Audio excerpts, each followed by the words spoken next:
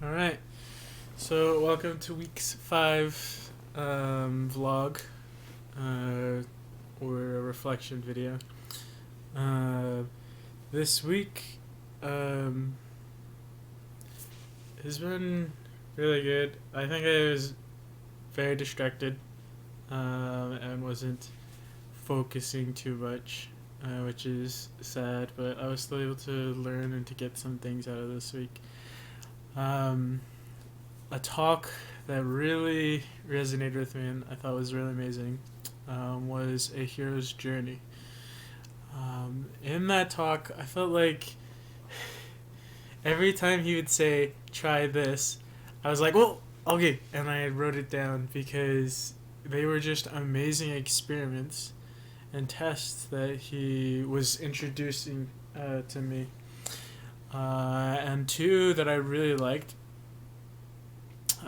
whereas the 10 people to find 10 people and ask them, and the ask 5 people about myself. And I've kind of made it a goal for myself to start making these lists. The list of 3 people from 23 to 35, 3 people from 35 to 60, and 3 people from 60 and up.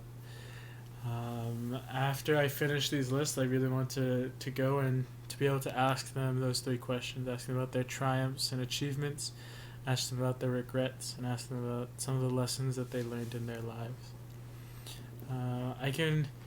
I could really see how that might help me because although technology changes and the world's change, our ability to learn and grow is something that I think has been around forever.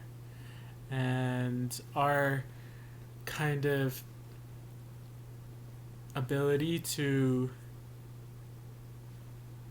our I don't know how to say this, but like with the older generations, I believe that there's much can be learned, and it makes me excited to kind of ask those 3 questions to those 10 people. Um, I think the test or task that was given to ask 5 people about what they know that I do really well is really important in finding one's passion and one's purpose. Um, I have kind of done this a little bit. I asked my wife what she thought, and I was a little surprised by the answer, but it really has kind of came into fruition or came more into my view now than it has before in my lives. Uh, but I want to continue to ask additional people what they see that I do well. Um, Along with the talk, we were assigned to do a to make a board of directors, and explicitly on there, it challenged us to not just choose people who thought like us, but people who would challenge us, and that was difficult for me because I didn't know who I would choose that would do that, and it was very difficult to not choose anyone who is not choose a full board of all members of the church. But there was 2 individuals that I chose who were not members, who would challenge my thinking. And one of them is my brother-in-law, who is a very intellectual and wise individual, who would be someone who challenged me, who would ask about certain decisions and not take certain things that I take for granted. Um, I also chose a missionary who I worked with in the past, Elder Brown, or Packer Brown, who I'm still friends with now. He is someone who I tremendously respect, and I find that people that I respect, I tend to not want to let down.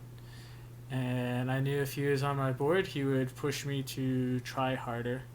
by just being there, and let alone his work ethic and him knowing of my work ethic pushing me along.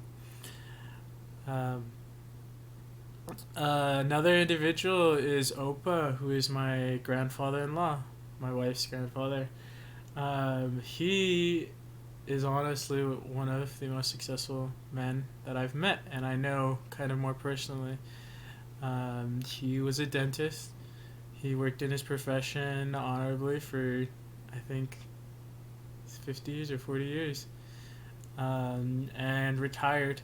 He had a large family. He became a, I think, stake president and then patriarch in the temple. He was the one who sealed me to my wife, his granddaughter. And he just he isn't perfect, but he has strived for those things which are most important. He's been financially sound for a good part of his life, and now is able to give back to his family because of his hard work. He strives to be a good grandfather, father, and husband, and those are things that I want to embody as I grow older and gain posterity. I think he is definitely one of those on the list of 10 people I want to ask about their triumphs and regrets and lessons that they learned in their life. Lastly, I kind of want to talk about the case study. So, entrepreneurship is something that I've been very kind of withdrawn from. Not really a great, not big desire to go into that kind of career. And the main reason is because I didn't know how to get from kind of idea to like successful business.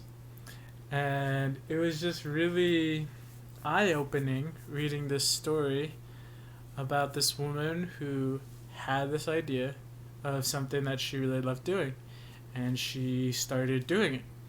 And it wasn't that big of a business, but she was able to grow it and become more successful until the point at the end of it when she's deciding how to grow it even more. And like I have kind of come to understand smaller business through my other business classes, and understand, um, and I can kind of understand how to have an idea, but going from the idea to the business is something that was really eye opening to me, like I said. And it makes me more kind of confident in my capacity to do that. And it makes me excited of thinking about how I could start a business similar to how she started and start small and grow it. And as the needs start to rise, start adding on these other aspects, adding on other individuals to help and build this business into a successful institution. Um, I I think that one case study has kind of motivated me to want to do more and be more. And I'm excited to learn more and to start coming up with ideas of ways that I could start a business and how I could use my skills and my passions to grow that business. That's my video for week 5.